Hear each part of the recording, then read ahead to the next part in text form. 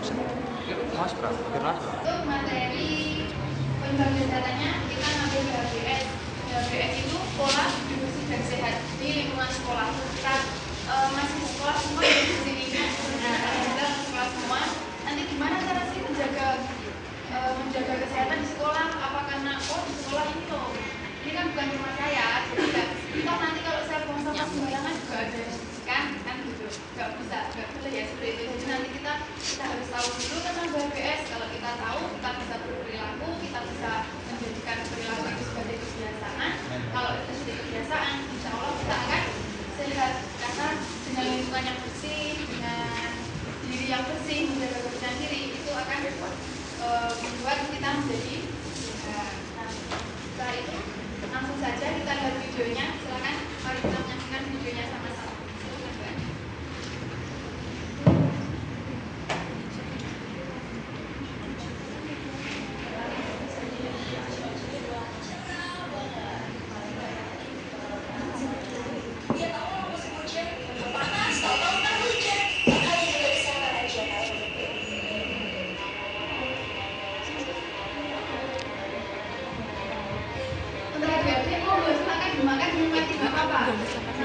Sambil video ini memang untuk isi serang kita sambil melihat video. Kelihatan ya dari situ kelihatan ya.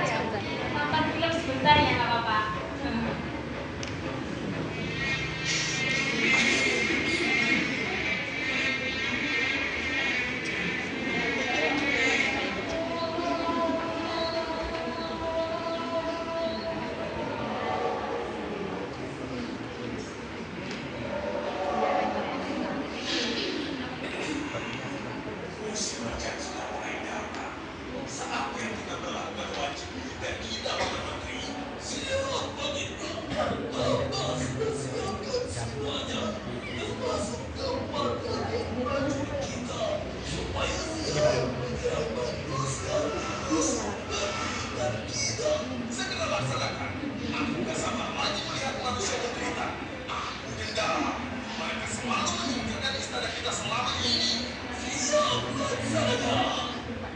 Dia kedengeran suaranya.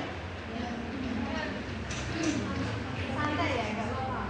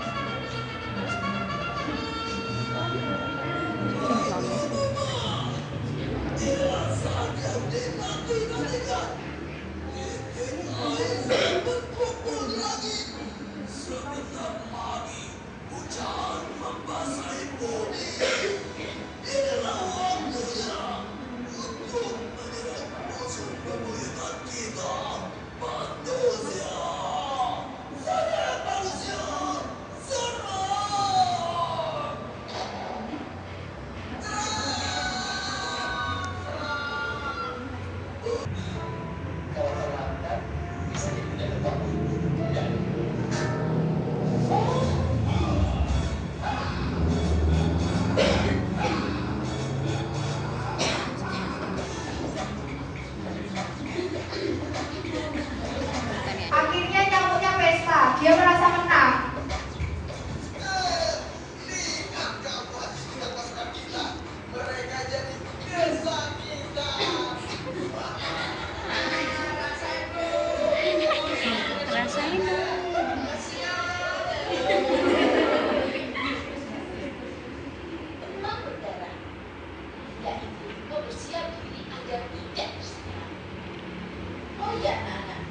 Baru saja baca surat kan, si Bisma teman kalian itu tidak masuk sekolah. Kabarnya karena sakit demam berdarah. Bisma kesehatan berdarah. Aduh, sekarang kita menjadi Bisma pulang sekolah.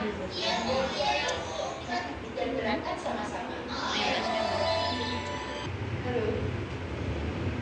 Kalau tadi udah disetelkan dan udah lihat video seperti ini, udah punya pertanyaan pasti ya di benak. Oh, saya sedikit tahu. Sudah cukup mengetahui, meski belum banyak, nanti bertanya boleh. Maka dari itu kakak-kakaknya ada di sini untuk apa toh? Untuk menjelaskan tentang PHBS. PHBS apa? Udah dibagi leafletnya belum Kak? Oh belum, lupa ya. Bagikan Kak, biar adiknya juga baca, punya pegangan dan tahu. Di sini gini, PHBS. PHBS itu kepanjangan dari perilaku hidup bersih. Ini PHBS di sekolah ya. Perilaku hidup bersih dan sehat itu kepanjangannya. Artinya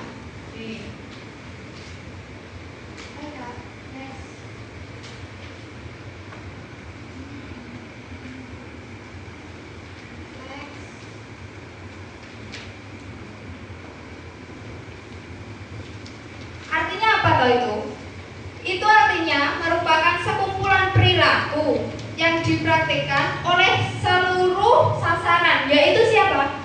Siswa. Kalau di sekolah ya jelas siswa, guru, kepala sekolah, warga sekolah, semua yang berada di lingkungan sekolah termasuk kantin itu wajib melakukan pola hidup bersih dan sehat. Mengapa kok sasarannya ini? Kenalan dulu, saya kan belum kenalan. Ini adik-adiknya semuanya sekolah kelas apa? Kelas SMA, SMP atau campur? Campur ya? Yang SMA mana?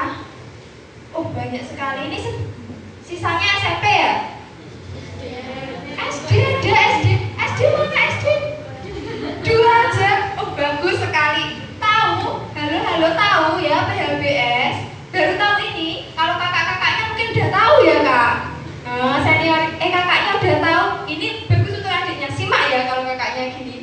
Sasarannya kan ini ada siswa lingkungan masyarakat, lingkungan sekolah dan keluarga sekolah. Itu kalau di sekolah. Nah, ini berbudi panti dianggap rumah sendiri, ya anggap saja. Siapa jadi? Ya penghuni panti, pengurus panti, semua yang berada di lingkungan panti wajib melakukan hidup bersih dan sehat. Hidup bersih ini, PHBS ini ada poinnya ada 8. Apa saja? Salah satunya kan tadi udah ada videonya, jelas ya, jentik, nanti ada. Nanti akan dijabarkan oleh kakaknya ada sendiri. Poin 1 sampai 4 seperti apa? Nanti saya kembalikan lagi ke KM. Ayo.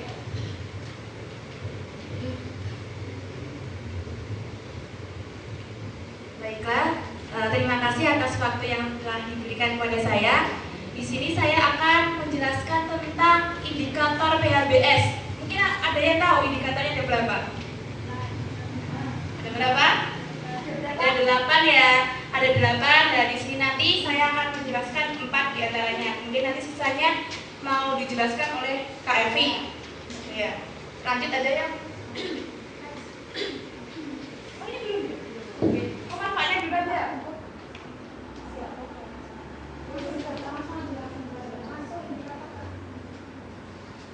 Ya, indikator PHBS itu yang pertama adalah CTPS. CTPS itu apa? CTPS adalah cuci tangan pakai sabun. Tahu? Di sini biasanya kalau cuci tangan pakai sabun seperti apa? Ada yang tahu ada berapa langkah? Belum tahu? Ya. Kayaknya simpel ya, cuci tangan pakai sabun harus tebak usus bar ya. Tapi ternyata enggak, ada langkah-langkah yang tepat. Karena kenapa? Cuci tangan kok penting sekali? Karena data-data di kesehatan di puskesmas seperti itu banyak sekali penyakit berbasis lingkungan.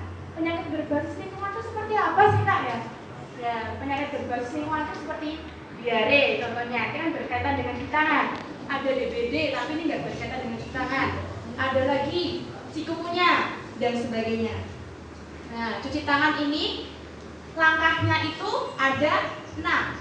Yang pertama, pengertiannya dulu. Pengertiannya cuci tangan kan membersihkan tangan dengan menggunakan sabun dan dibilas dengan air bersih yang mengalir. Langkahnya 6 tadi. Yang pertama, gosok telapak tangan. Gosok itu ya, gosok. Kemudian punggung tangan. Punggung tangan ini kayak gini. Kemudian sela-sela jari. Kemudian mengunci tangan. Fungsinya apa? Ini untuk membersihkan buku-buku jari. Ingat di sini nih.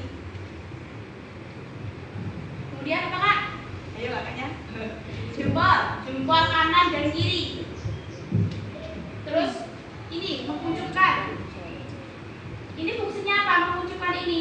Ini membersihkan kotoran yang ada di kuku.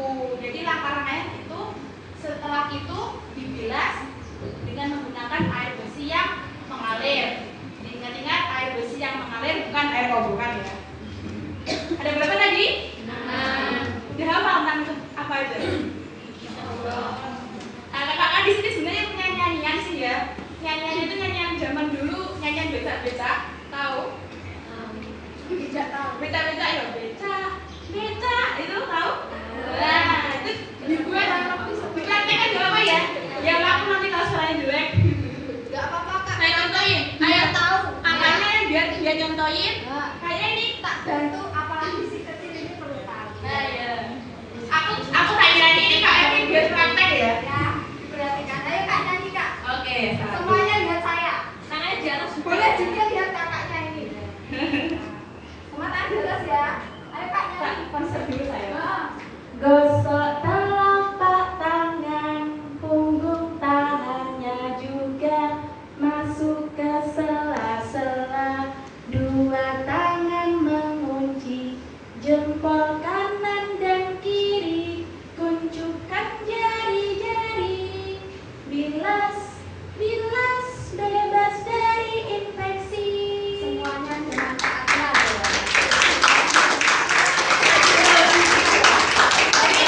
Nanti terus gini, Kak, aku cuma ini aja. Jadi ini kan belum berarti. Karena tadi masing-masing gak ada bagiannya. Ya, seperti itu. Ini kan tim kesehatan di mana-mana banyak menggemborkan tentang kampanye CTPS cuci tangan pakai sabun yang benar itu kayak apa. Ternyata masih banyak yang cuci tangan tidak bus kayak gitu. Tapi kita sebagai orang kesehatan mengasih cara yang benar itu seperti apa untuk fungsinya untuk memutus rantai penyakit. PHBS sendiri tadi adalah sebuah perilaku yang dilakukan dengan kesadaran ya, dengan kesadaran diri. Jadi kalau dipaksa namanya bukan PHBS seperti itu. Kemudian next Kak, yang kedua. Yang kedua adalah menggunakan jamban yang bersih dan sehat. Jamban itu apa? Mbak jamban itu kok apa gitu. Jamban adalah suatu bangunan yang berfungsi untuk membuang kotoran tinja manusia. Nah, selanjutnya next Kak coba. Nah, jamban itu kan ada bermacam-macam kan. Jamban sehat. Jamban sehat itu yang penting itu ada apa? Yaitu tadi kayak yang gambar awal tadi, ada jamban sehat itu yang jamban yang leher angsa. Setelah itu nanti ada tekniknya untuk membuang. Ada orang yang begini, bagus punya jamban Mbak, tapi ternyata membuangnya di kali, nggak punya apa sampai sama saja kan mencemari lingkungan. Dampaknya apa terhadap kesehatan? Kalau mencemari lingkungan, penyakit apa kira-kira? Diare, kan tadi diare. Ya apa? Diare, kemudian penyakit kulit data-data dan sebagainya. Nah ini dibaca ya. Ada syarat jamban sehat diantaranya. Yang pertama, tidak mengontaminasi tempat penampungan air. Jadi penampungan air atau untuk membilas tadi posisinya harus di atas WC-nya itu tadi di bawah, nanti kan bisa terkontaminasi kalau bilas di bawah. Kemudian tidak terjadi kontak antara manusia dan tinja. Maksudnya itu ya kita tidak buang air besar sembarangan di tanah, nanti kan terkena ininya kotor kayak gitu ya. Terus hasil buangan tinja tidak menimbulkan bau. Kemudian cukup pencahayaan. Kan kalau gelap-gelap nggak enak kan ya. Makanya pencahayaan juga perlu. Terus cukup ventilasi itu biar nggak pengap. Cukup air. Kemudian cukup luas, lantai kedap air. Konstruksi jamban dibuat dengan baik sehingga aman bagi penggunanya. Jadi misalnya di tempat-tempat umum kebelet misalnya cepet-cepet masuk, nggak dilihat misalnya di tulisan peringatan WC-nya rusak, langsung mengkerok air, ambruk, bahaya nanti nggak copot, sakit. Kemudian tersedia alat-alat pembersih. Itu tadi kayaknya udah ada di situ, aku tahu ya, nggak ada, udah bagus. Ada apa? Sebut merek Bipol atau apa tadi? Itu ada sikannya, udah bagus. Nanti kan dari syarat-syarat yang sudah saya sampaikan kan adik-adik bisa dikoreksi. Di pantiku ini gimana ya? Udah bagus belum? Udah sehat atau belum? Bisa dikoreksi kan? Nah, insya Allah udah bagus semua ya, udah sehat.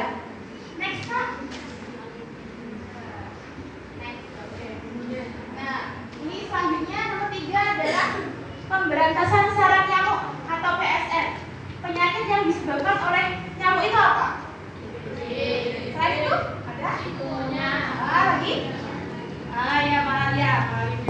Kalau malaria itu biasanya di sini jarang. Kalau malaria itu biasanya adanya di daerah Sulawesi, Kalimantan, pokoknya daerah timur-timur sana. Iya, di luar Jawa. Kalau biasanya ada banyak kasus itu kan demam berdarah, cikungunya.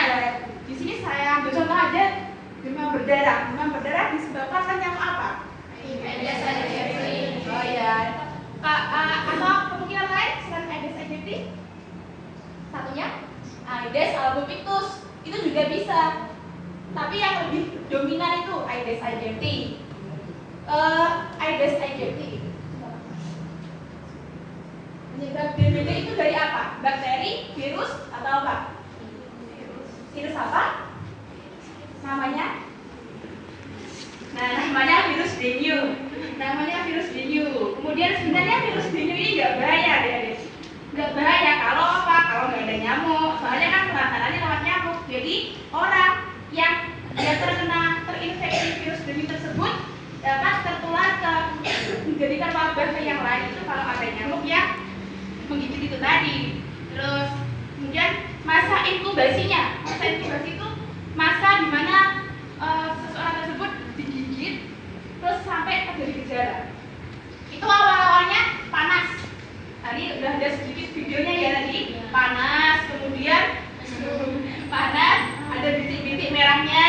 Kemudian rasa kayak menggigit terus keju-keju rasanya gitu. Itu terjadi selama 3 sampai 4 hari. Ya, setelah itu kita jadi nggak panas lagi, turun panasnya. Oke, mari aku ke lawannya.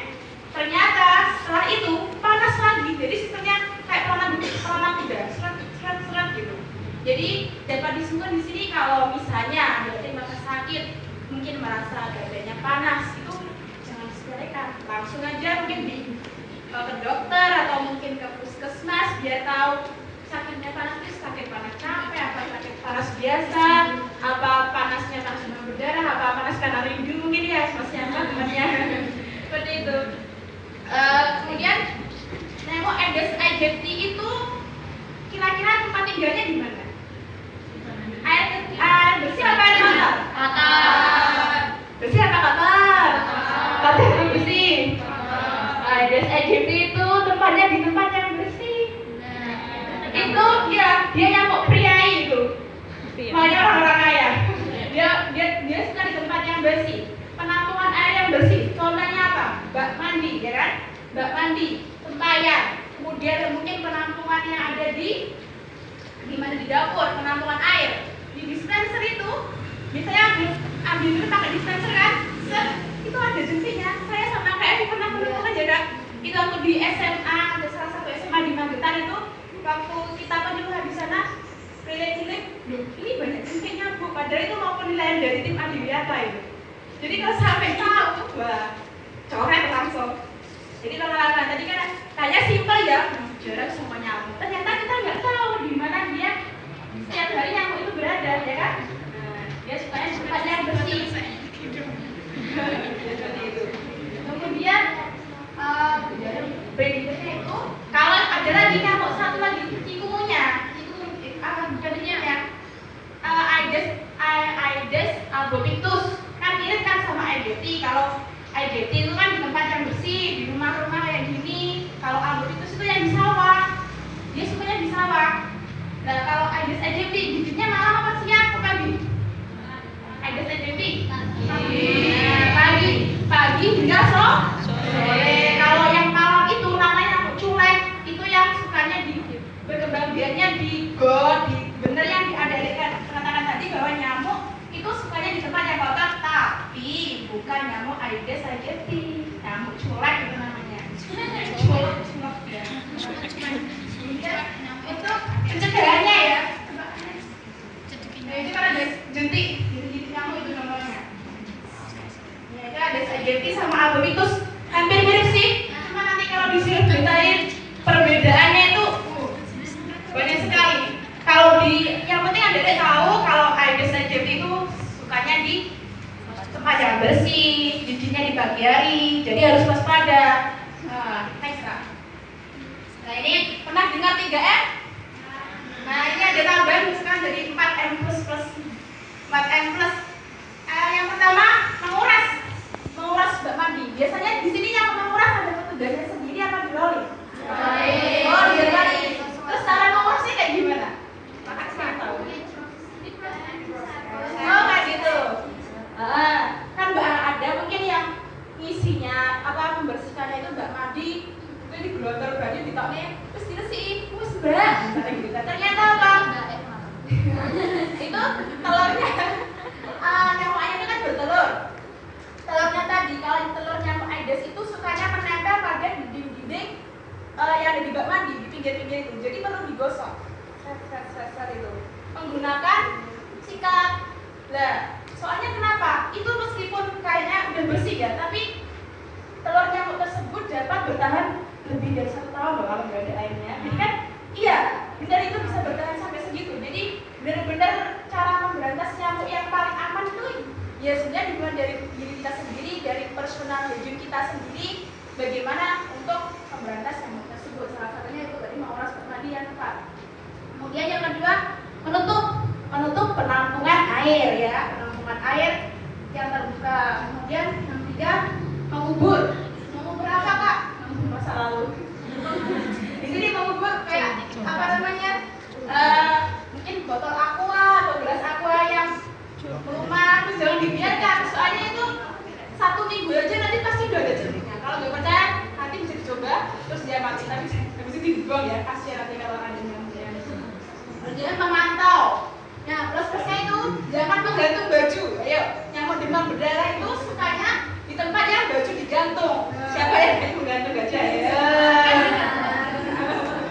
Ya kalau bersih gak apa-apa, tapi kalau kotor jangan digantung. Mending sudah dicuci. Kalau bersih juga dihangat kan gak apa-apa. Kemudian itu memelihara ikan. Nah, itu kan salah satu cara pengendalian atau PSR secara biologis yaitu dengan memelihara ikan. Ikan dimasukkan ke bak mandi itu nggak apa-apa, tapi jangan ikan yang besar loh ya. Nila dimasukin, lele dimasukin, dikasih makan ikan ya dari mana dari situ mancing. Kayak kangga dimancing. Ya itu bukan dari ikan cupang atau apa yang kecil itu ya. Itu nggak apa-apa. Itu kan pengendalian secara biologis dengan menggunakan ikan.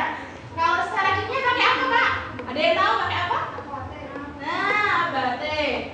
Mungkin ada di sini dikasih abate enggak? Oh enggak apa-apa. Enggak sih. Alhamdulillah. Bagus berarti. Nah, tapi ini apa ya untuk pengetahuan adik-adik kakak-kakak di sini sharing.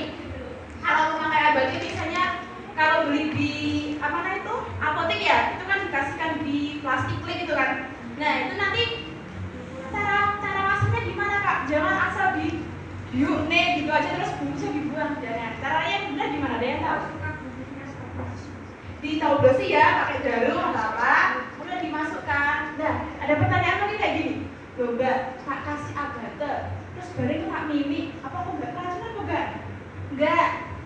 Kecuali kalau kamu ngasih sak timbul, terus mbaknya cuma 1 meter sampai 1 meter mungkin nggak mau mandi di situ. Kalau kan sedikit terus volumenya banyak itu nggak apa-apa, ada ukuran tersendiri seperti itu. Oke. Nah ini indikator BABS yang keempat adalah membuang sampah pada tempatnya. Nah sampah, bahan yang terbuang atau dibuang dari hasil aktivitas manusia maupun alam. Ya. Macam-macam sampah ada berapa? Apa aja? Anorganik contohnya apa? Ya, botol seperti itu ya. Terus kemudian ada sampah organik itu kayak apa? Kalau sampah berbahaya itu biasanya ya kayak baterai atau mungkin yang limbah infeksius ya dari rumah sakit itu termasuk berbahaya. Kalau organik itu kira-kira dapat kita gunakan lagi nggak? Maksudnya diolah menjadi apa gitu? Apa? Ya, kita bisa menggunakan dijadikan pupuk kompos. Kalau anorganik itu kan dari plastik, bisa jadi botol, itu setidaknya bisa dimanfaatkan. Mungkin dijadikan baju kayak Kak Evi pengalaman juga dibuat baju dari apa Kak? Dari sedotan apa? Dari apa gitu kayak gitu. Terus juga bisa juga sebenarnya sih diadakan kayak bank sampah Tapi nanti di sini kalau mau bahas-bahas sampah waktunya kurang, bisa tanya ke kakak. Lain waktu bisa aja nggak apa-apa. Kemudian ini ada akibat buang sampah sembarangan, yaitu tempat berkembangnya penyakit. Nah, dampak sampah. Pertama, sampah yang berserakan merusak estetika. Jadi kan dapat kita simpulkan misalnya plastik ini apa berserakan itu kan tidak enak ya dipandang. Jadi kan pembersih. Nah, kemudian menjadi tempat yang cocok untuk tumbuhnya organisme penyebab timbulnya penyakit. Selanjutnya, menarik hewan perantara penyakit seperti lalat dan nyamuk. Yang selanjutnya, sampah yang membusuk juga menghasilkan gas-gas beraroma tidak sedap yang juga mempengaruhi kesehatan kita. Jadi bisa berdampak terhadap sistem respirasi dan sistem pernafasan kita dan menyebabkan penyakit berbasis lingkungan. Contohnya seperti ini, ada diare, kolera, tipus, malaria, demam berdarah, bahkan juga gatal-gatal. Nah, itu tadi 4 indikator dari PHBS. Kayaknya materinya simpel, tapi kalau di dalam itu ternyata isinya banyak, ya enggak? Selanjutnya nanti indikator yang kelima akan dilanjutkan lagi oleh rekan saya Kak Evi. Silakan Kak. Tadi dengerin ceramahnya Kak Rina 1 sampai 4 udah daging. Ini kipasnya kurang kenceng ya? Pada kipasan kurang semangat. Loyo. Ini loyo. Kurang semangat. Apa udah mulai ngantuk? Mulai ngantuk. Kalau sekarang mulai ngantuk, makanya tak ajak nari-nari mau. Sedikit outbound ya, boleh ya? Boleh. Saya punya peraga. Ini punya saya punya permainan sedikit yang akan diperagakan sama teman saya. Mana ya teman saya yang kita nari mana? Sini dong maju. Semua aja. Oh semua aja ya? Untuk penyemangat, ini penyemangat aja ya. Nanti yang salah ada sesuatu dari saya. Dibagi Kak. Ini pakainya aja. Ada dia berdiri nggak apa-apa, biar relax. Itu aja soalnya menirukan loh. Ayo berdiri. Ayo berdiri. Ini sebenarnya nggak ada ya. Nanti yang santai, dibuat santai aja. Kita bermain dulu. Makanya dengan aku belajar semua ini. Pernah dengar apa ya namanya ini permainannya? Apa Kak namanya permainannya? Marina menari. Pernah mendengar? Oh, udah bisa semua berarti ya? Ayo, dicoba. Ayo. Dari pelan dulu, dicoba. Mulai. Marina menari di atas menara, menari.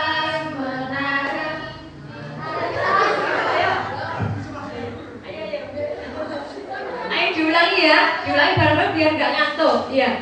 Ayo 1, 2, 3. Marina menari di atas menara, di atas menara.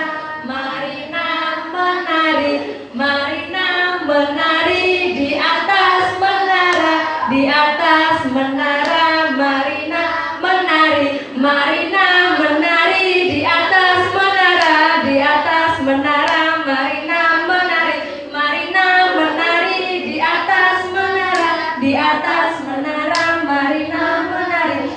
Ini dari pelan terus cepet dulu ya. Ayo diulangi ya. Dari pelan dulu ya. Ayo. Diteruskan kakaknya ya. Iya. Ayo. Biar gak ngantuk. Ben mulai kabeh. Ayo. 1, 2, 3. Marina menari di atas menara, di atas menara. Marina menari, Marina menari di atas menara, di atas menara. Marina menari, Marina menari di atas menara, di atas menara. Marina menari, Marina menari di atas menara, di atas menara. Marina menari, Marina menari di atas menara, di atas menara. Marina menari.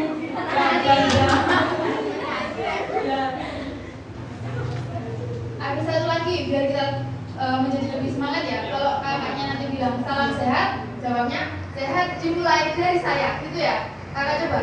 Oh ya. Salam sehat. Sehat dimulai dari saya.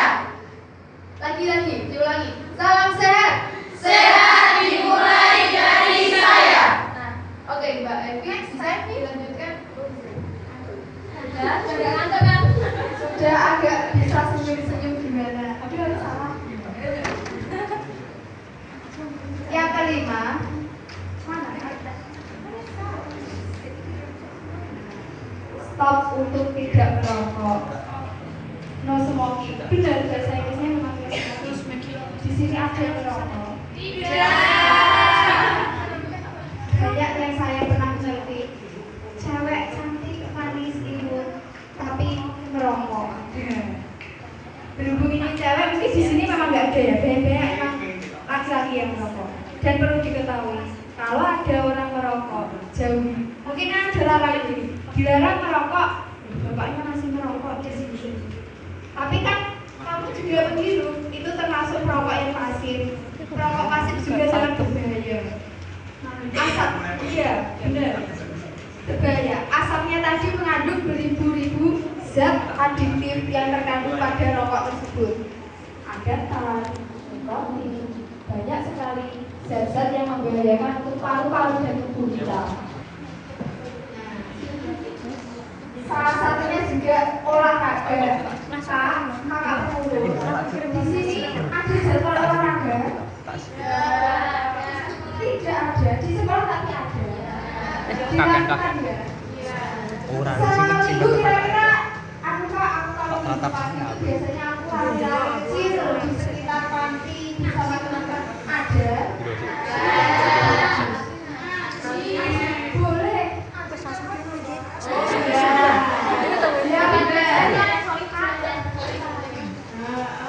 Gini, Kak, jadwalku itu padat. Aku tuh di sini ngaji sekolah, pokoknya padat sekali. Nggak sempat aku olahraga. Gini, ini di sini ada tiket membersihkan tadi, Kak. Aku, pokoknya gini, kita itu seminggu target.